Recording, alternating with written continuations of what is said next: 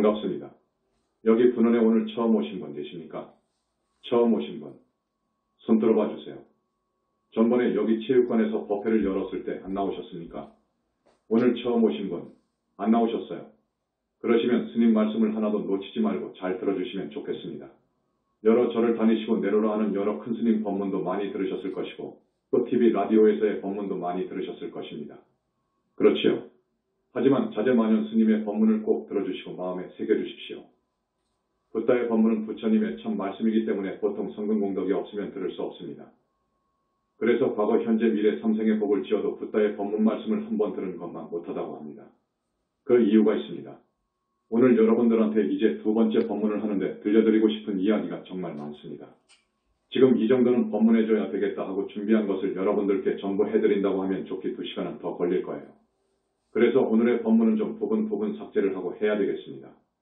붓다의 법문을 듣고 신도가 되어서 착한 불자가 되면 부처님의 가피를 얻습니다. 그러면 여러분들의 가정이 편안합니다. 남편이 하는 사업이 잘 되고 자녀들이 말을 잘 들어서 쏙 안 썩이고 모든 우환과 삼재팔란이 비껴가고 늙을 때 나쁜 병 얻지 않고 이승을 떠나 저 세상에 갈 때에는 잠자듯 편히 죽어서 보다 높은 하늘세계에 가서 태어나고 다음에 사람 몸을 받아올 때에도 좋은 왕이 다스리는 좋은 나라에 태어나고 훌륭한 부모를 만나고 총명하고 지혜롭고 인자한 덕성으로 건강한 사람 몸을 받아서 잘 살게 되지요. 그리고 더 열심히 이 법문 말씀대로 행하면 복을 더 받습니다. 복을 더 받습니다. 그래서 여러분 아실런지 모르겠습니다. 육도 윤회생사에서 벗어날 수 있습니다. 나아가서 삼계를 탈출해서 그 말은 무슨 말이냐? 극락의 왕생에서 보살이 되어서 그 말이요. 이후로는 미래제가 다하도록 지옥 아비 축생에 태어나지 않습니다. 이것을 여러분께서 바라시고 원하시죠. 지금은 오타각세이기 때문에 이 사바세계에는 많은 가르침이 종교 철학 사상의 이름으로 홍수를 이루고 있습니다. 다 내가 최고라고 합니다. 내 종교가 최고라고 하고 내 교파 내 종파의 가르침이 최고라고 하지요. 중생은 어리석기 때문에 거기에 빠지면 그 세계에서 나오기가 쉽지 않습니다. 스스로 나오기 어려워요. 영산불교가 창교된 지 6년 7년밖에 안 됩니다. TV에 나가서 기존 불교의 잘못된 점을 지적하였고 불교 아닌 그 많은 종교는 사마회도이고 부처님 인멸 후 2600년간의 기존 불교도 큰 두 핵심적인 가르침이 빠져버렸다. 그래서 700년, 800년 전에 인도에서 불교가 망해버린 거예요. 망한 원인이 있습니다. 그래서 이 불교가 갈래갈래 분파되어서 오늘에 이르렀는데 대단히 왜소화되고 사상적으로나 여러 면에서 볼 때 다른 종교만큼도 못하게 왜곡되어서 그렇게 불쌍하게 되어버렸습니다. 우리 영산불교는 부처님의 가르침이 얼마나 위대한지 기존의 불교계의 두 가지 큰 핵심 가르침이 빠진 채로 2600년 동안 흘러온 것이 무엇인지를 꼭 알려드리려고 합니다. 그래서 방금 스님이 그런 말씀을 한 것입니다. 여러분, 깨어나야 돼요. 스님 법문을 1시간 딱 들으면 판단할 수 있어야 돼요. 아, 이게 옳구나 하는 판단이 들면 귀의해야 돼요. 여기는 부처님 정법문 중이 옵시다. 이건 큰 타이틀입니다. 어마어마하고 크나큰 이야기 옵시다. 왜 정법문 중이냐? 21세기 붓다의 메시지권을 보십시오. 21세기 붓다의 메시지권을 보십시오.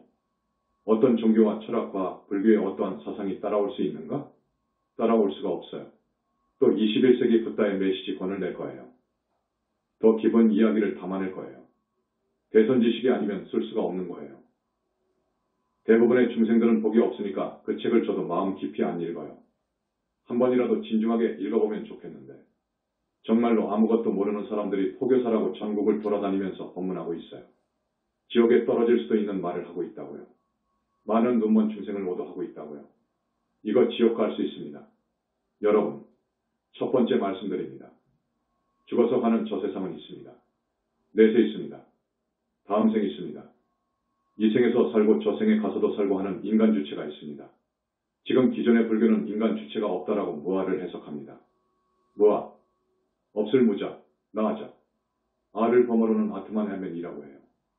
무아는 아나트만 해면. 부처님께서 무아를 말씀하셨는데 기존의 불교계는 이 무아 해석을 잘못해버렸어요. 그래가지고 오늘날 지구촌 불교는 나가 없다고 주장하고 대중법문을 해요. 너도 없고 나도 없다. 여러분, 이것이 얼마나 무아를 잘못 해석해버린 경우인 줄 압니까? 부처님께서 무아라는 말씀을 하신 것은 이 세상 만법 모든 것은 인연으로 되어서 인연이 닿으면 흩어지고 인연 따라 모여지니 하나의 생명체도 어떤 정신적인 것과 어떤 물질적인 것이 모여 이루어지고 또 인연이 닿으면 흩어지니까 없는 것 아니냐. 그러니까 공이 아니냐. 공이기 때문에 실체가 없는 것 아니냐. 실체가 없다. 이 말씀을 하셨습니다. 이것을 재범무화라고 합니다. 재범무화니까 재행무상이 되는 거예요. 그래서 재행무상 재범무화. 이것은 현상계의 진리예요. 열반적정은 본체계의 진리예요.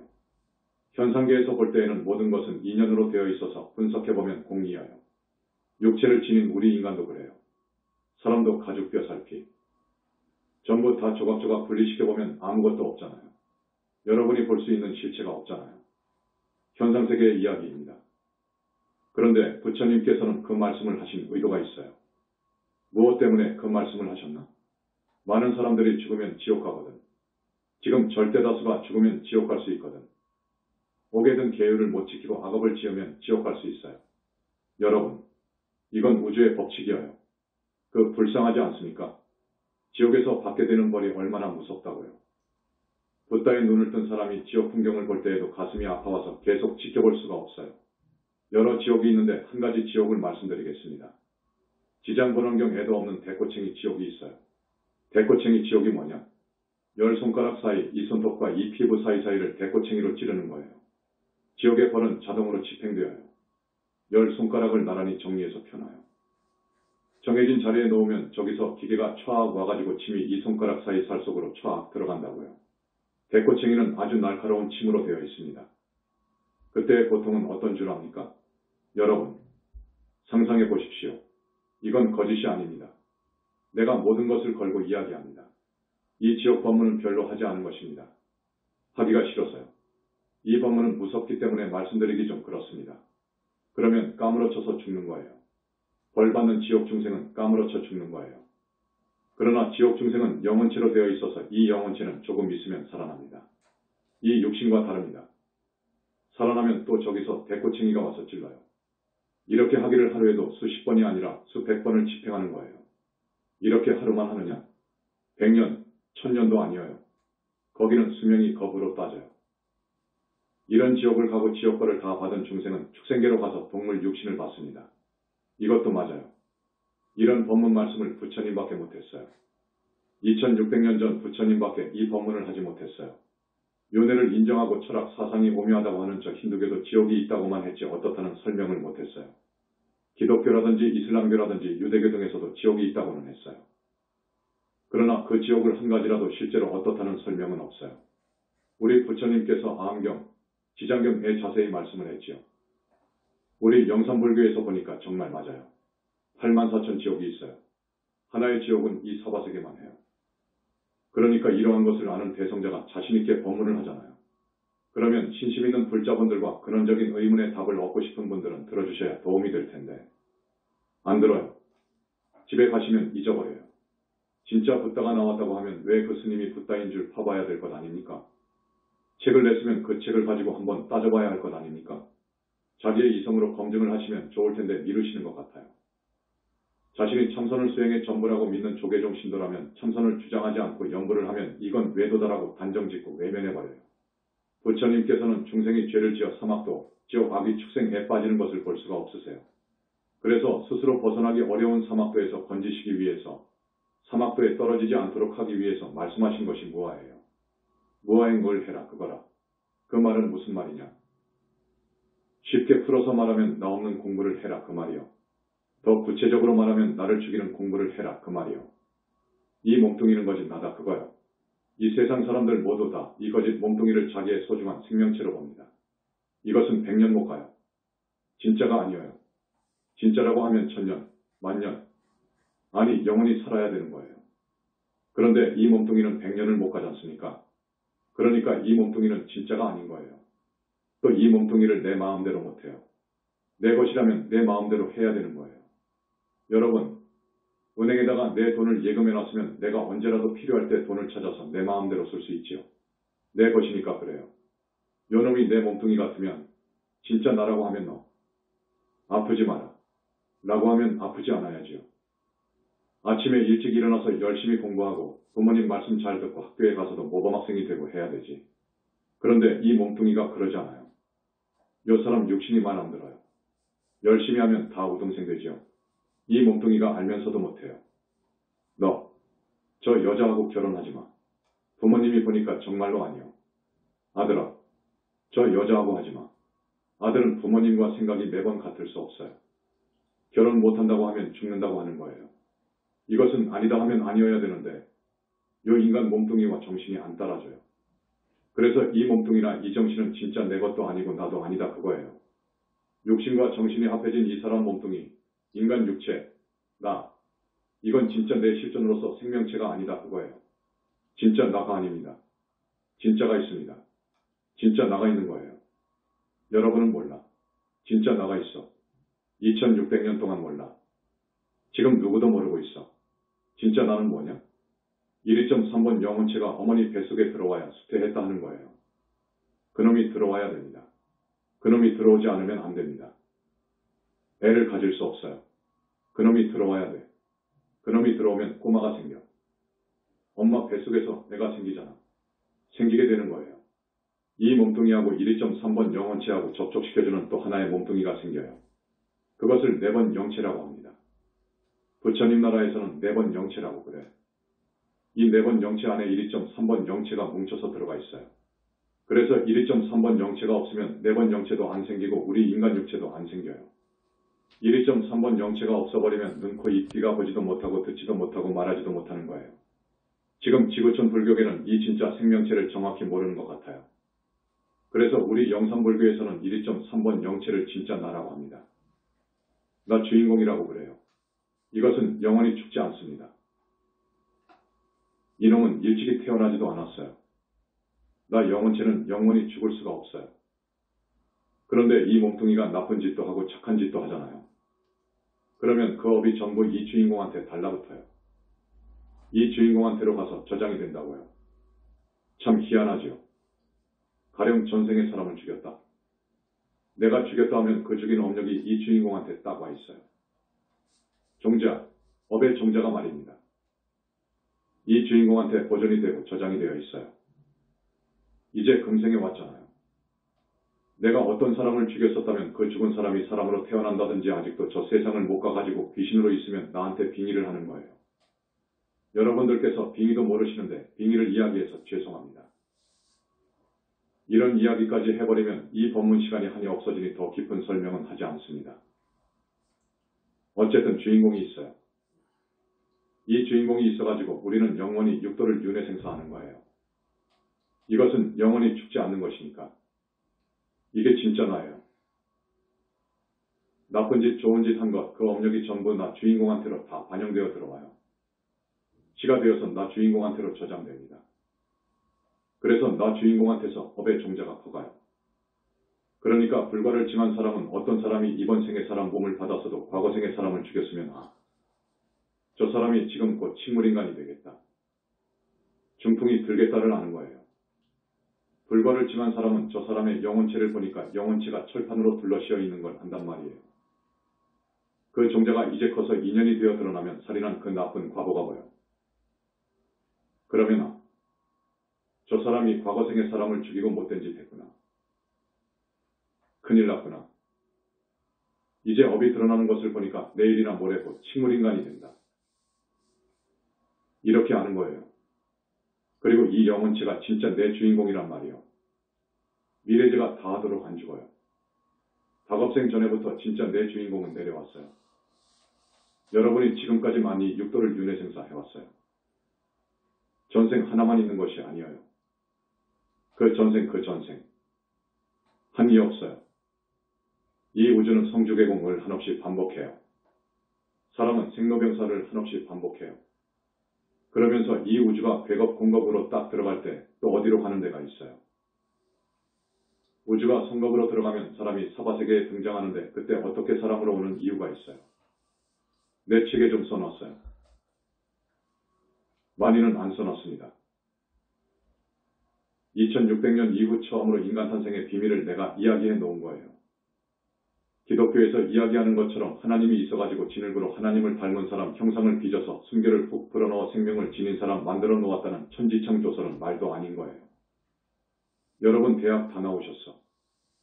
초등학교만 나와도 그건 안 믿어.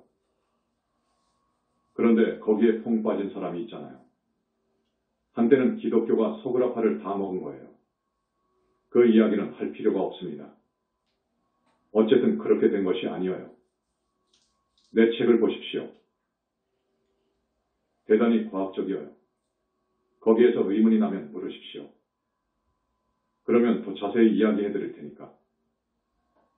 지면 관계로 붓다의 메시지에는 조금만 이야기해 놓은 거예요. 앞으로 붓다의 메시지곤에 쓸 거예요. 이 엄청난 소식을 조금씩 내놓을 거예요. 기존의 불교계도 인간 탄생의 비밀을 몰라요. 그러면요. 영산불교의 그 사상은 정말 과학의 과학이여 동서고금의 철학을 다 불태운 거구나.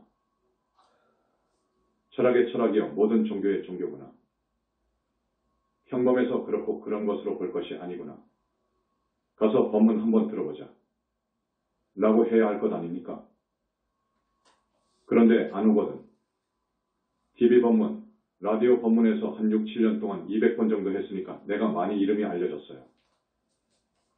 그래도 정법에 목말라 하는 구도자처럼 구름같이 많이들 안 와요. 이 정도면 많이 온 편이지요. 오늘 내가 온다고 하면 여기에 한 500명은 와야 돼. 티베트 같은 데는 그렇지 않아요. 달라이 라마가 법문한다고 하면 직장 가는 날도 안 가요. 달라이 라마가 있는 데로 가서 법문 듣는 거예요. 3생 동안 복을 지은 것보다 공덕이 더하다는 데 가야지? 그런데 달라이 라마는 보살이지 붓다가 아니에요. 붓다는 삼신을 갖추고 있어야 돼요. 저 절대계에 자기 불신이 있어야 돼요. 그리고 붓다는 이 네 개의 영혼체가 빗덩어리로 되어 있어야 돼. 지옥에 갈 사람은 거무튀튀하고 꺼내어가지고 앉혀놔도 앉지도 못해요. 하늘 갈 사람은 조금 괜찮아요. 하얗고 청정하고 건강해요. 보고 하는 거예요. 그런데 2600년 동안 이 영혼체 주인공을 본 사람이 없어요.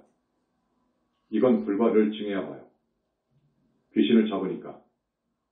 여러분, 불과를 증하여 붓다가 되면 귀신을 잡는단 말이에요. 지옥을 가서 자기 조상을 데려오고요. 여러분 조상이 100명이면 전부 다 며칠 전에 수배하는 거예요. 죽어서 어디에 가 있는 것을 아는 거예요. 그 정도 해놓습니다.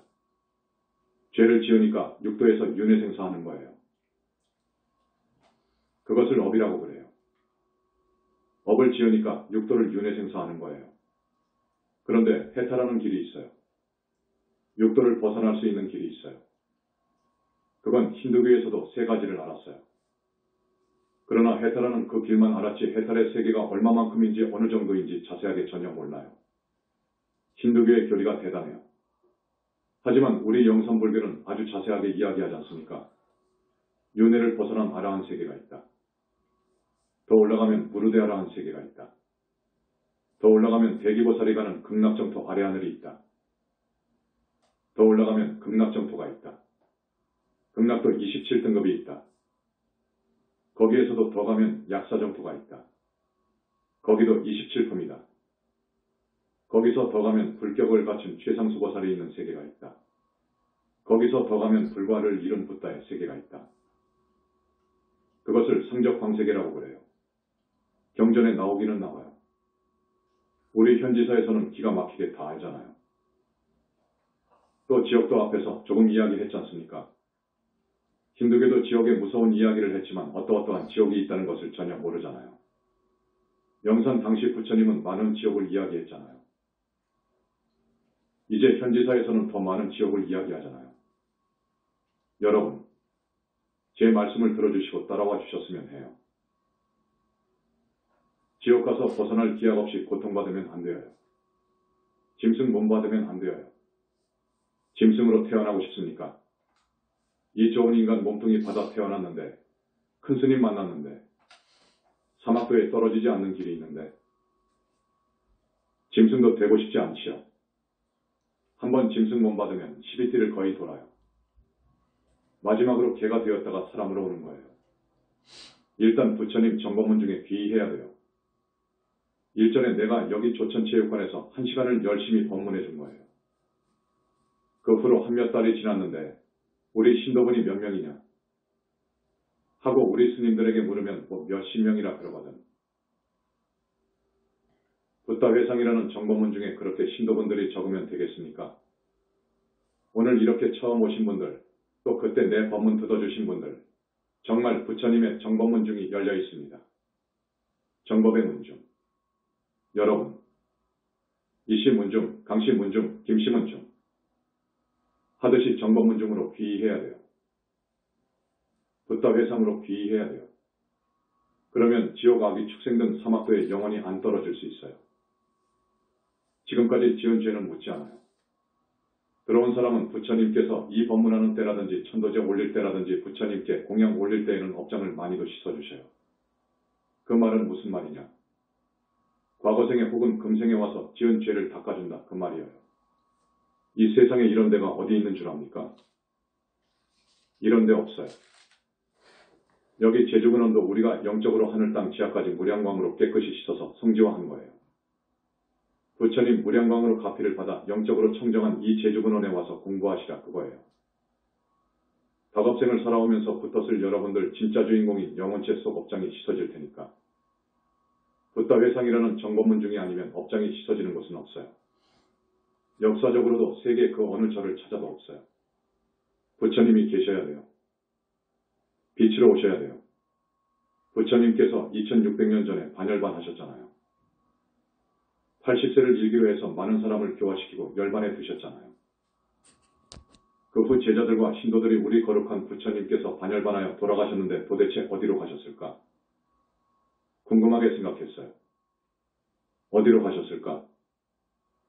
살아생전에 지옥, 악이, 축생, 인간, 수라, 하늘이라는 육도 윤회 생사를 이야기하셨어. 이 중에서 어디로 가셨을까? 또 육도 윤회 생사를 벗어난 세계를 말씀하셨어. 육도 윤회 생사를 벗어난 세계, 지금같이 자세하게는 말씀하지 않으셨어요. 왜냐하면 그때는 쉽게 말하면 사람이 이제 막 지혜가 벌어질 때예요. 그래서 이 기본적인 가르침만 가르치고 가셨어요. 그것을 아함경이라고 그래요. 그래서 신도들이 도대체 거룩한 우리 부처님이 가셨는데 어디로 가셨을까? 이것을 연구한 거예요. 영산 당시 부처님이 반열반하신 다음에 가신 곳이 어딘가를 가지고 많은 학자들과 승려들이 정말로 깊은 사유를 한 거예요. 그러면 윤회를 벗어난 세계가 존재하기에 그리로 가셨을까? 물론 가셨지. 육도 윤회 생사를 영원히 벗어난 세계를 가셨다. 그러면 우리도 잘해서 윤회를 벗어나 버리면 부처님 가신 데를 가겠네? 이런 식이었단 말이에요. 이렇게 생각한 사람도 있고. 그러나 우리 부처님은 너무너무도 위대한 어른이기 때문에 단순히 육도 윤회 생사를 벗어난 곳에 계신 것은 아니다. 이 우주가 벌어져 나온 데를 우주본체라고 하는 거예요. 모든 것이 우주본체에서 벌어져 나온 거예요. 여러분, 인간을 포함해서 모든 만물이 우주본체에서 나온 거예요. 그것을 공이라고 그래요. 우주본체를 교학에서는 공이라고 그래요. 선쪽에서는 마음이라고 한단 말이에요. 일심이라고 그래요. 진여라고도 하고. 힌두교에서는 우주본체를 범이라고 그래요. 동양철학에서는 도라고 그래요. 우주본체, 이 우주본체에서 벌어져 나왔단 말이에요. 그러니까 우리 부처님같이 거룩한 분은 우주본체로 그냥 하나가 되어버렸을 것이다. 공과 계합했을 것이다. 이렇게 단순하게 생각한 사람도 있고 그래요. 그 이상 발전할 수가 없었어요. 그 이상 사유에도 명확하고 시원스러운 대답은 안 나와요. 그러기를 2600년이 흘렀어요. 부처님이 불과를 이루면 가는 세계가 있는 것을 우리는 알았어요. 앞에서도 이야기했죠. 윤회를 벗어난 아라한의 세계도 아니고 무르대 아라한의 세계도 아니고 더 나아가서 보살의 세계도 아니고 더 나아가서 약사공의 세계도 아니고 더더더더 올라가면 있다 없다를 초월한 본체계에서도 절대세계 중에서도 내가 표현하기를 무아속 절대계라고 그래. 상적광세계, 연화장세계로 가신 거예요. 그러면 그 불과를 증하신 부처님들께서 상주하시는 세계가 어떠하냐? 그 부처님 세계는 밤낮도 없고 이 불과를 증하신 부처님이 방광하시는 빛이 보통 빛이 아니요. 그 부처님 세계는 무량광 빛의 세계예요. 무량광 빛이라는 것은 부처님의 몸을 이루고 있는 빛이어요. 이 햇속보다 100천만 배나 더 밝은 빛의 세계예요. 빛이어요. 그 무량광을 2600년 동안 몰랐어요. 무량광 빛을 몰랐어요. 본체의 빛은 알았어요. 우주만물이 나온 그 본체의 빛은 봤어요. 본 사람이 있어요. 견성한 사람은 그것이 드러나니까 봐요. 그 빛은 정말로 청정하고 환한 빛이어요.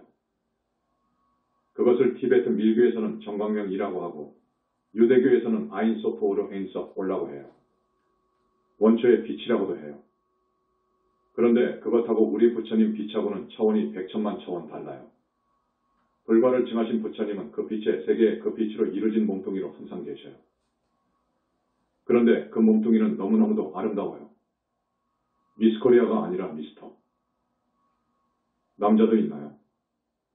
이 세상에서 제일 잘생긴 남자는 저기 절대계의 우리 부처님 불신에 비하면 여러분, 거지하고 왕의 차이보다 백천배가 더 나지요. 왜 그런 줄 압니까? 그 빛의 몸뚱이로 이루어졌기 때문에 빛이 방사되어요. 빛이 방광을 해요. 그런데 그것은 천만억 가지 색깔의 빛이어요. 화엄경에서는 천만억 나유타 색깔이라고 그래. 어찌나 많은 색깔인지. 지금 미술을 전공하는 애들은 빛의 종류를 많이 알 거예요. 아마 한 50가지는 알 거예요. 그런데 50가지가 문제 아니에요. 100가지, 1000가지, 10,000가지 빛이 있어요. 그런데 100천만의 서로 다른 색깔의 빛, 그것에 좋아해요. 그것이 뭉쳐진 거라. 그런 색깔의 빛이어요. 그런데 이 빛이 어찌나 강하던지 우주를 뚫고 나가버릴 수가 있어요. 쏘면 우주를 뚫고 나갈 수가 있어. 이 빛이 얼마나 강하던지 이 사바세계를 뚫어버린다고요. 이 빛이 좋아 덩어리예요. 이 빛으로 못할 것이 없어요. 여러분이 지은 죄로 해서 영혼체에 덕지덕지 붙은 업장을 이 빛으로 쏘아서 씻어내려주는 거예요. 또 이 업장이 지중하면 생기는 철판을 사람을 죽인 적이 있는 사람은 영혼체가 철판으로 씌워져 있잖아요. 철판이 둘러 씌워져 있는 것도 그 빛으로 산산이 빠개가지고 그 철판 조각을 깊은 산매 속 불덩어리에다가 집어넣어서 재로 만들어줘야 돼요. 그렇게 해야지 놔두면 또 붙어요. 그러니까 그 산매화를 만들어놔요. 우리 현지궁 옆에는 올림픽 성화가 타듯이 산매화가 항상 타고 있어요. 그러니까 그 무량광이라고 하는 그 빛으로 중생의 업장을 씻어주고 그 업장을 갖다가 다시 원래 있던 곳에 가서 붙지 않도록 말끔히 태워. 우리 영산불교 현지사에서는 많은 사람들의 업장을 씻어주잖아요. 소멸해주잖아요. 그래서 지옥 악이 축생의 사막도에 안 떨어지도록 하잖아요. 너무 많은 죄를 지어서 자기 영혼체가 거무튀튀하다고요. 그 탁한 기가 스며들어가가지고 진짜 나인 자기 영혼체를 씻어주고 해서 청정하게 해주잖아요. 업장을 씻어줘가지고 그래서 청정하면 하늘세계로 가는 거예요. 더 청정해서 빛이 날 정도로 해주면 아라한이 되는 거예요. 타력으로 해줘요. 극락도 가게끔 해주잖아요. 빛이 나게끔 너무너무도 씻어주고 안팎으로 씻어주고 이 1.2, 3.4번 영혼체를 다 분리해가지고 다 씻어주고 마치 빨래할 때 팍팍 삶잖아요. 그러면 어떻게 되지요? 그래가지고 또 씻고 하면 깨끗해지지 않습니까? 그런 이치예요. 부처님은 어디에 계신가? 어떻게 하면 부처님을 뵐 수 있을까? 공부 잘 해야 돼요. 온갖 청정계율을 지키면서 발정도 친명연불로 수행정진해서 삼매에 들 수 있어야 돼요. 선정에 들고 깊은 삼매에 들 수 있어야 부처님을 봐요. 보통 선정에 들면 못 봐요. 한국에 내로라는 스님들도 삼매에 못 들어요. 견성만에서는 삼매에 못 들어요. 더 들어가야 됩니다. 선정에 들고 더 공부해야 됩니다. 그래야 삼매에 드는 거예요. 삼매에서도 더 깊은 삼매에 들어가야 이제 극락정토를 볼 수 있는 삼매를 들 수 있어요. 가장 깊은 삼매가 대적정 삼매예요. 그 정도 들어가야 부처님을 뵌다고요. 그러니 역사 이후로 누가 봤습니까? 누가 볼 수 있었습니까? 그래서 본 사람이 없었으니 부처님 인멸 후 2600년 동안 사자후 법설이 미약해서 지금의 불교가 이렇게 왜소화되고 왜곡되었지. 부처님은 지혜와 자비와 복덕이 완전히 갖춰져 있어요. 여러분한테 복을 주시고 있어요. 복덕이 완벽히 갖춰져 있기 때문에. 그래서 부처님을 지혜와 복덕 양족전이라고 그러지요. 지혜와 복덕을 다 갖췄다고 양족전이지요. 그러면서 전지하고 만능자재예요. 부처님 정도가 되면 전지만능자재한다. 중생의 업장을 씻어주시고 소멸할 수 있어요. 사막도에서 건져서 구원해 줄 수 있다고요. 그러면 이제 막 불과를 이룬 부다는 어떠하냐? 거기도 상당한 힘이 많아요. 대단해요. 귀신을 잡고 지옥 극락 하늘을 보니까요. 또 우리 교주 불세전 석가모니 부처님 가치는 못해주지만 업장을 씻어주니까요. 우리 현지사가 군사분계선에 가까워요. 위도상으로 38선 넘어 있어요. 우리가 거기에다가 터를 잡았어요. 대한민국 땅 중에서 하필이면 왜 전쟁이 나면 제일 먼저 죽을 그 앞에다가 수십억 수백억을 우리가 쏟아붓습니까? 약사궁은 38선 훨씬 더 앞으로 가 있어요. 여러분, 왜 그런 줄 압니까? 불과를 이룬 사람은 무서운 힘이 있어요. 깊은 산매에 들 수 있기 때문에 무서운 신통이 있어요. 하지만 평소에는 신통을 쓰지 않으니까 그렇지요. 신통을 쓰면 죄를 짓는 거예요. 신통을 안 써야 되는 거예요. 그러나 필요할 때에는 쓸 수 있어요. 성자가 나온 우리 대한민국을 어느 나라에서 침략을 한다. 수십만 수백만의 아까운 우리 대한민국 국민의 생명들이 우리의 사랑하는 부모 형제자매가 죽는 전쟁이 터졌다면 그런 전쟁이 1시간 전에 발발이 된다면 아니까 그때는 신통을 써서 전쟁을 방지할 수 있는 거예요. 그때는 힘을 행사할 수 있는 거예요. 어떻게 하는 줄 압니까? 이번 주인공 영혼체가 이 몸에서 번개같이 나갈 수 있어요. 여러분은 안 되어요. 여러분은 죽어도 여러분의 주인공이 마음대로 못 나가요. 지금 이 몸뚱이는 감옥이어서 못 나가요. 한번 들어와 놓으면 못 나가요. 그러나 깊은 산매에 자유자재한 사람은 언제나 나가요. 나가서 어쩌냐? 앞에서 불과를 증한 사람은 이 진짜 내 주인공인 영혼체가 무량광 덩어리로 되어 있다고 했잖아요. 저 천둥 번개가 칠 때 일어나는 그 성광이 튕겨져 나가잖아요. 그러면 알겠죠. 깊은 산매에 자유자재한 사람이 전쟁을 일으킨 전범자 앞에 금방 갈 수 있어요. 찰나에 가요. 이거 보통의 지혜 갖고는 안 되는 거예요. 찰나에 가가지고 그 사람의 영체를 끄집어내어가지고 즉석에서 죽일 수가 있어요. 그러나 살인은 할 수가 없는 거예요. 그것이 불교의 불살생 계율이에요. 그렇지만 전쟁을 발발한다.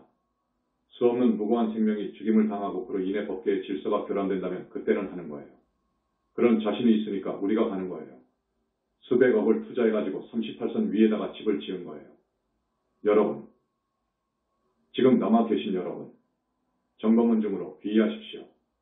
정법문중으로 귀의하십시오. 내일이라도 모레라도 우리 현지사 제주군원의 신도가 되어십시오. 꼭 그래 주십시오. 둘째, 이제는 착한 사람이 되어서 죄를 짓지 않아야 됩니다. 지금까지 지은 것은 우리 부처님이 씻어주실 수 있어요. 어떻게? 씻어주시는 때가 있어요. 한 달에 2번 있는 정기법회 할 때, 조상님의 영혼을 천도해주는 감사공연 때, 큰 제일 때 씻어주셔요. 그러니까 스님이 헛말하면 큰일 나지요. 이 법상에 나와서 거짓말하면 큰일 나는 거예요. 우리 모두 착한 사람 됩시다. 우리 모두 좋은 사람 됩시다. 이제 죄를 짓지 마세요. 이제 그 이상의 죄를 짓지 마세요. 그래서 우리가 오계를 지켜야 됩니다. 구체적으로 이야기합니다. 오계를 지켜야 됩니다. 무엇을 오계라고 하느냐? 생명체를 죽이지 마라 그거예요. 그런다고 해서 모기 파리도 죽이면 안 되는가? 그건 괜찮아요. 여러분들한테 그것까지 죽이지 마라고 하지는 않아. 곤충류에는 영혼체가 안 들어가요. 영혼체가 들어가는 것은 개, 말소, 닭, 쥐, 뱀 등 12띠 동물들에는 다 들어가요. 이거 죽이지 않아야 돼요. 12띠 안 죽여야 돼요, 여러분. 그리고 사람은 물론이고. 죽이지 말아요. 큰일 나는 거예요. 복수하는 거예요. 내가 그놈한테 죽어요. 죽을 날이 꼭 있어요. 그때가 돌아오는 거예요. 그 내가 살생한 너의 종자가 네 번째인 영혼체 속에 싹을 틔워가지고 열매를 맺을 때는 내가 죽는 거예요. 때가 이르면 내가 어느 생에 죽인 그놈한테 죽는 거예요. 그런 죄를 짓지 마세요. 이걸 불살생계라고 그래요. 조계종 같은 데서 불살생계를 말하지만 이런 깊은 이유를 몰라요. 그러면서 살생하지 마라 하고 그냥 지나가지요. 그 다음에 목숨 다음으로 소중한 것이 무엇입니까? 재물이지요. 재물. 그렇지요. 목숨 다음으로 소중한 것은 내 재물이요. 내 재물을 갖다가 저녁에 몰래 도둑놈이 들어와가지고 슬쩍 가져간다든지 합니다. 그것을 절도라고 해. 또 칼 들고 와서 내놓아라 해가지고 빼앗아 가는 것을 강도라고 그래요. 또 말을 그럴듯하게 잘하니까 넘어가가지고 돈을 빌려주기도 하고 그 사람 말 맞다나 그 사람의 사업에 투자한다고 돈을 준 적이 수도 없이 주변에 많이 있다고. 그건 사기인데 사기도 당하지 않습니까? 우리가 욕심껏 타인의 재물을 사기쳐서 가져가면 안 돼요. 큰일 나요. 그러면 반드시 짐승이 되어서 소나 말이 되는 거예요. 그래서 이제 갚아요. 1000만 원 1억을 사기에 먹었다. 아마 서너 말로 100번, 1000번 태어나야 될 거요. 백생? 죽으면 서로 나오고 죽으면 서로 나오고 그러는 거예요. 그래서 서로 태어나는 과거를 다 마치면 다른 짐승 몸을 받는 거예요. 셋째로 우리 스님들한테는 특히 중요한 계율인데 사음입니다.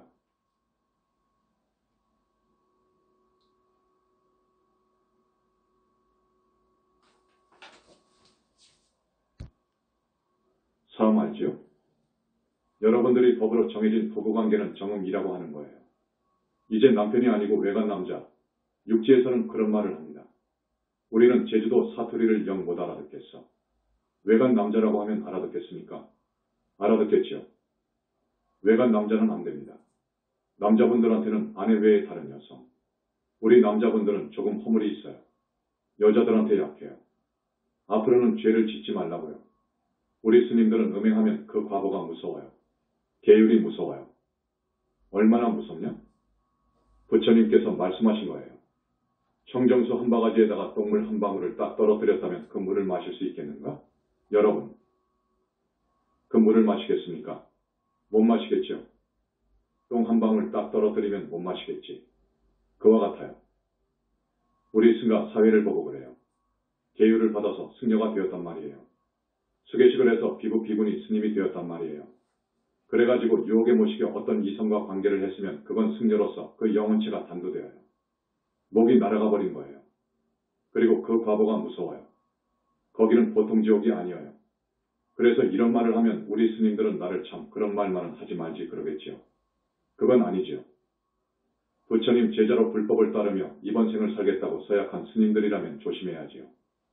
지금 적지 않은 수의 지구촌 불교계 스님들이 부처님의 청정계율을 지키는 바를 보면 그렇게 대단하다고 보이진 않습니다.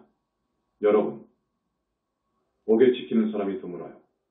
그렇게 청정계율을 지키는데 소홀한 스님들의 법문을 듣고 여러분들이 믿어서 따르면 여러분도 같이 지옥으로 갈 수도 있어요. 그래서 정말 더 늦기 전에 하루라도 빨리 정법문중으로 들어오시라고 하는 거예요, 여러분. 네 번째, 진리가 아닌 것을 진리로.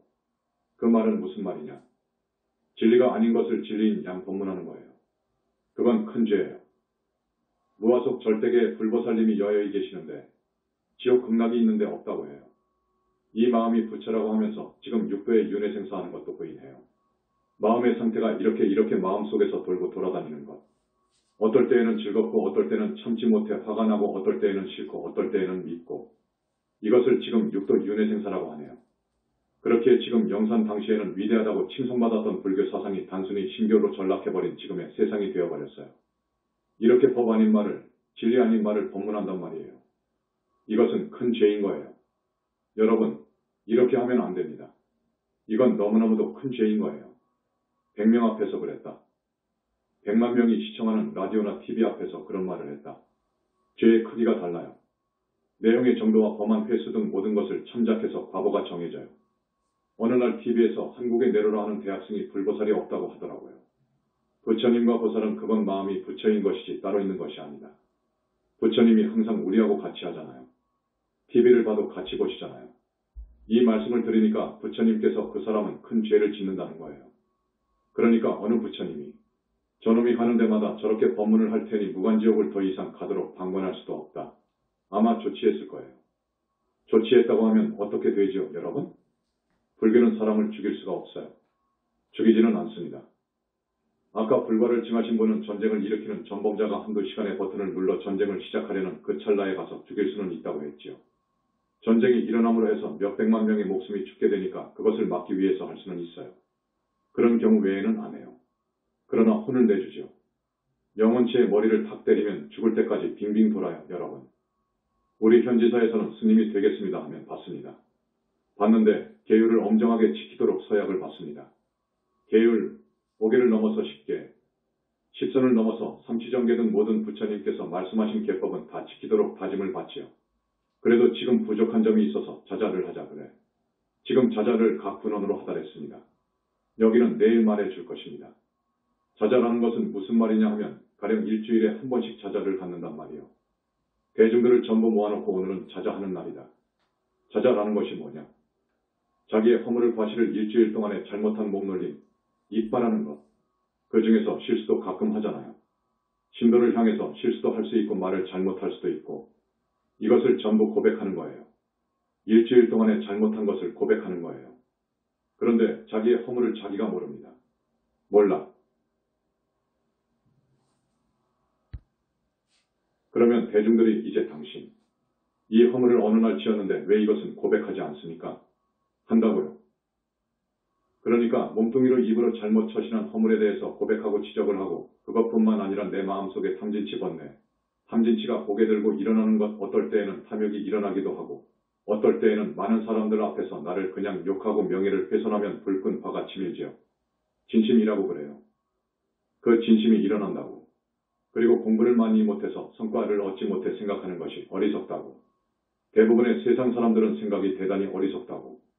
그러니까 탐진치, 이것을 항상 살피는 거예요. 내 마음속에 탐진치가 일어나는가 안 일어나는가. 탐진치를 인해서 많은 나쁜 생각, 못된 생각이 일어나요. 아무 증거도 없이 미운 놈이 있고 저 사람 미워 죽겠고 눈이 이제 죄를 짓네. 미운 사람만 보면 그 사람 보는 눈이 달라지잖아요. 이것은 눈이 업을 짓는 거예요. 그래서 믿고 미우면 이제 그 사람 말이 나오면 또 보태가지고 그 사람 못된 놈이라고 세상에 그놈 안 좋은 사람이라고 없는 사실까지 보태가지고 이제 흉본단 말이에요. 미워하는 것, 그것이 지나치면 음해를 해요. 중상모략을 해요. 또 저기 무당들은 저주를 해요. 저주하면 큰일 나요. 무당은 귀신의 힘이 있어가지고 큰일 납니다. 어쨌든 또 어떤 사람은 나는 식탐이 너무 많다. 밥을 한 끼 굶으면 참을 수 없어 하는 사람이 있잖아요. 욕심 중에서 오욕이잖아요. 탐욕 욕심, 식 먹는 욕심, 그 다음 재물에 대한 욕심, 돈. 돈뿐만 아니라 저 우리 친구는 무슨 다이아몬드를 하고 다니는데 이거 하는 것이 소원이다 그거예요. 남편한테 졸라. 돈 벌어서 해달라고. 여러분, 우리 중들도 그래요. 중이라고 탐진치가 다 뿌리 뽑혀졌습니까? 아니거든. 도반이 아주 참 감나가는 염주나 단주를 어디서 얻어가지고 다니니까 너무너무도 탐나서 결국 죽였어요. 그런 역사도 있었어요. 또 여러분, 쇼핑하면 다 사고 싶지. 이건 무력 때문에 그래요. 재물 욕심 때문에 그래요. 또 남편이 있는데 혹은 부인이 있는데도 멋진 남자가 지나간다든지 TV에 멋진 여자가 나온다든지 하면 퐁 빠지잖아요. 이것은 색심해서 그래요. 이거 안 되는 거요. 큰일 나는 거요. 또 너무너무도 잠을 좋아하는 사람이 있어요. 수면력이 심한 잠충이가 있어. 6시간만 자면 충분한데 이거 뭐 10시간 자야 되고 12시간 자야 되는 사람이 있어요. 그래서 이것을 오용납중의 수면력이라고 합니다. 결국 우리 중생은 좋은 대학을 가고 사법고시를 합격하고 국회의원이 되고 이렇게 있잖아요. 명예 권력도 이건 무서운 욕심입니다. 자, 이러한 욕심들은 사실 내 진짜 주인공한테 하나도 보탬이 안 되어요. 덕이 안 되어요. 지옥 가면 같이 덕이 안 됩니다. 그 욕심 때문에 지옥을 가거든요. 그 욕심 때문에 나쁜 짓 하거든요. 도둑질하고 거짓말하기도 하고 사기도 치고 하잖아요. 그래서 사실은 욕심이 없어야 돼요. 우리 스님들 공부가 그거예요.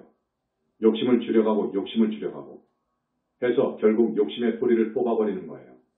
탐진치 삼독의 뿌리를 뽑아버리는 거예요. 탐진치 삼독이 업을 짓는 원인이니까 뽑아야죠.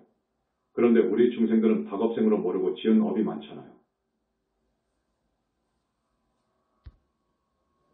태산 같은 업이 우리 본체인 영혼치 안에 더덕더덕 붙어 있잖아요. 우리가 금생의 사람 몸 받았을 때 이것을 싣고 소멸해야 돼요. 이것이 가능한 곳은 붓다 회상밖에 없어요. 업장을 씻어주고 소멸해주는 곳은 붓다 회상밖에 없어요. 여러분이 금생의 사람 몸 받았을 때 이 닭업생의 죄업장을 싣고 소멸하는 작업을 해야 된다고요. 이거 숙제예요. 닭업생으로 내려오면서 지은 업장, 이놈을 다 씻어 내버려야 되고 앞으로 살아가는데 탐진치 뿌리를 뽑지 않으면 계속 업을 짓기 때문에 탐진치 삼독심의 뿌리를 뽑아야 되고 그리고 또 뭐냐? 또 있어요. 쓰리꾼 알지요? 소매치기. 한 번 하고 두 번 하고 하면 습관이 되어서 탁한 습의 기운에 영향을 받아요. 도박도 그래요. 한 번 하고 또 다음날 친구들이 오라고 해서 도박을 해보니까 재미나거든요. 두 번 하고 10번 하고 100번 하면 중독이 되어버려요. 이제 못 끊어요. 소매치기도 그래요. 못 끊어요. 도박 못 끊습니다. 도박을 하지 않겠다고 맹세하고 손을 잘랐는데 자른 손이 낫기도 전에 가요. 이것을 습이라고 합니다. 닭업생으로 내려오면서 나쁜 짓한 습이 있어요. 이 습을 다 뽑아버려야 돼요. 이것만 하면 다냐? 또 있어요. 나쁜 인연, 나쁜 악연이 있어요. 가령 과거생에 많이 살아오는 도중에 나쁜 인연, 나쁜 악연이 있어요. 예를 들면 우리 스님으로서는 그래요. 중노릇을 잘 하는데 큰 변고가 생겼어. 어느 날 예쁜 여자, 예쁘지도 않지만 자기가 보니까 어떤 아리따운 처녀한테 반해가지고 나가버렸어. 이 스님한테 그 처녀는 나쁜 인연이어요. 우리가 볼 때요. 붓다의 입장에서 볼 때요. 어느 지식인이 우리 절에 와서 승려가 되었어요. 정말 신심도 있어요. 서울대학을 나왔어요. 아주 높은 관직을 지냈어요. 아주 잘생기고요. 우리 절에서 공부를 잘하지요. 잘하는데 그 부인이 오라고 전화질을 해요. 너 왜 거기에 가 있냐 그거라. 너 거기에 가서 중이 되어버리면 나는 어떻게 살라는 거냐. 나는 큰일 난다 그거요. 그런데 이 남자가 많이 공부했기 때문에 흔들리지 않아요. 정법을 알아요. 그래서 안 갔는데 결국은 그 여자가 남편을 잡으러 왔어요. 그런데 그 남자가 돈이 많아요. 소유한 집이 20여 채가 되었으니까 아마 수백억 원이 넘을 거예요. 그런데 이 남자는 너무 인색해요. 우리 현지사가 일어날 때 무일푼이었어요. 맨손이었어요. 그런데 지금처럼 되었지 않습니까? 실력이 있으면 할 수 있는 거예요. 보는 사람 따라오는 거예요. 그런데 이 거사님이 머리를 깎기는 깎았는데 우리가 볼 때에는 너무 인색하다 그거예요. 우리 도반이 합해서 5명도 안 되었어요. 그때 한 달 생활비가 가령 500만 원, 1000만 원이 들잖아요. 그렇게 어려울 때 자기 집 하나만 팔아서 몇 억을 주면 우리가 몇 년을 살 수 있었을 텐데. 그런다고 우리가 요구는 않지. 요만큼도 바라지 않고. 오히려 우리 도반한테 한 600만 원을 빌려가지고 갔는데 지금도 안 갚아요. 그런데 어떻게 해서 잡혀갔느냐? 결국은 여자가 왔어요. 자기 말을 듣지 않으니까 와서 뺨을 치는 거예요. 아주. 나는 많은 사람들 앞에서 여자가 남편 뺨을 치는 것을 처음 봤거든요. 뺨을 막 치면서 가자 그거라. 이놈의 새끼 가자 그거라. 너 여기서 중이 되어가지고 우리 재산 다 주려고. 이거예요. 물론 그것도 있고 또 남편이 필요하지요. 그래서 이 사람이 끌려간 거예요. 끌려갔으니 우리가 조치해버렸어요. 그 남편의 현지사에 대한 기억을 삭제시켜버린 거예요. 다시 오니까. 오면 또 여자한테 잡혀가는데 그러면 그 소동으로 인해 우리 도량이 얼마나 시끄럽습니까? 그 남자한테는 그 여자가 정말로 안 좋은 인연입니다. 안 그럽니까? 지금까지 있었으면 보살도 상품보살이 되었을 거예요. 보살 인가를 받으면 극락합니다, 여러분. 극락은 자력으로는 못 갑니다. 2600년 동안의 자력으로 극락한 사람이 거의 없습니다. 붓다 회상을 만나면 극락할 수 있는 보살 인가가 나와요. 부처님께서 막 씻어주고 하니까 아라한 인가하고 보살 인가 해주잖아요. 아내에게 끌려간 그 남자는 불쌍하지요. 안 그렇습니까? 아마 많은 전생에 붓다 회상 만나길 소원했을 거예요. 그래서 우리가 이번 생에 만났어요. 만나기는 만났는데 과거의 나쁜 인연한테 잡혀가 버린 거예요. 그러니까 그 나쁜 인연, 나쁜 악연을 모두 정리해 줘버려야 됩니다, 여러분. 그것을 부처님만이 해줘요. 정리를 해주는 방법이 있어요. 그러면 다 되느냐? 원결이 또 있어요. 나쁜 인연 중에서 가장 나쁜 인연이 원결이에요. 원결을 정리해주지 않으면 안 돼요. 원결. 과거생에 내가 사람 안 죽였다는 보장이 없어요. 안 그럽니까? 안 죽였다는 보장이 없어요. 심지어 이런 경우도 있어요. 자기 아버지가 나를 낳아서 길러줬잖아요. 그런데 치매가 왔단 말이에요. 치매가 온 데서 더 나가니까 정신분열이 온다고요. 그러니까 도저히 볼 수가 없어요. 그런데 그 아버지가 정신분열이 오고 치매가 드니까 사람을 죽이려고 해요. 이거 큰일 났다 싶어요. 그러니까 차라리 아버지. 차라리 안락사 해드릴 테니까 돌아가십시오 해서 안락사 시킨 거예요. 이렇게 되면 어떻게 되는 줄 압니까? 원결이 되는 거예요, 여러분. 과거생에 원결이 있으면 절대로 수행자로서 공부를 잘 할 수 없습니다. 성과를 이룰 수 없습니다. 원결 때문에요. 원결이 방해를 해요. 원결이 귀신으로 될 때에는 반드시 원한관계에 있는 그 사람 몸속에 빙의를 해요. 그래서 온갖 방해를 합니다. 그래서 이 원결을 그 사람 본체인 영혼체에서 떼어줘야 돼요. 이 원결을 누가 떼어줍니까? 원결을 떼어줄 능력 있는 사람은 부처님밖에 없어요. 이 정법문중밖에 없어요. 그러니 우리는 정말 금생의 육도 윤회 생사를 벗어나야 되는데 그러려면 정법문중으로 들어와서 귀의해야 돼요. 나는 우리 정법문중으로 들어와서 머리 깎은 사람한테 그래요. 너는 세세생생중이 되어가지고 해인사중이 되어서 죽고 해인사중이 되어서 죽고 해서 100번을 해도 윤회를 벗어나기 어려울 것이다. 힌두교에 베다성전이 있잖아요. 사베다가 있잖아요. 거기에 있어요. 윤회를 벗어나려면 100만 년을 향상만 해야 되는 거예요. 그러면 금생에 10년을 수행했다. 이렇게 100만 년을 하려면 몇백 생을 살아야 합니까? 그것도 향상만 해야 되는 거예요. 그렇기 때문에 스스로는 윤회를 벗어날 수가 없어요. 부처님의 가피 아니면 안 되는 거예요. 여러분은 스님이 안 되었지만 윤회를 벗어날 수 있어요. 보살도 될 수 있어요. 지금 5명이 나왔어요. 우리 신도들 중에 보살 인가를 받은 사람이 5명이에요. 여러분도 할 수 있어요. 그러려면 붓다 교단을 위해서 공을 세워야 돼요. 붓다 교단이 일어서는 이때 성근공덕을 크게 지어 놓으면 굉장히 좋아요. 윤회를 벗어나는데 성근공덕의 힘이 매우 중요해요. 큰 공을 세워야 돼요. 그러면 인가해 줄 수 있어요. 지금 시간이 1시간 20분 지나가지요. 좀 안 지루합니까? 지루하지 않다고요? 아, 고맙습니다. 스님 말씀을 꼭 마음에 새기십시오. 그래야 삽니다, 여러분. 나는 오늘 끝까지 들어주신 우리 착한 제주 신도분들이 지혜가 있다고 봐요. 이 법회에 참석해주신 제주 신도분들은 다들 지성인이에요. 그러니까 끝까지 듣지요. 인연이 있으니까 또 왔지요. 붓다 회상이라는 정법문중으로 귀의해 주십시오. 정법문중으로 귀의하시고 한 달에 몇 번 여기서 하는 제일이 있으니 가능하시면 꼭 참석해 주세요. 또 앞으로 불교대학을 개강하여 정법에 대한 교육을 하려고 합니다. 그래서 우선 50명 모집해라 그랬어. 칠판 놓고 하면 사람을 많이 수용할 수 없어요. 내년 명년에 큰 계획이 있습니다. 거금을 들여서 이 도량을 지금 많이 사놨습니다. 여기 제주도에다가 크게 법당이며 강당이며 설법전 등 많이 지을 겁니다. 그때는 대전분원에서와 같이 300명 정도 모집할 거예요. 대전분원에 불교대학이 있어요. 아주 좋아요. 우리는 어느 절에서 하는 그런 교양대학이 문제가 아니요. 동국대학에 준합니다. 내가 봐서 내로라 할 충분한 자격이 있다고 하는 사람만 불러서 강의를 맡겨요.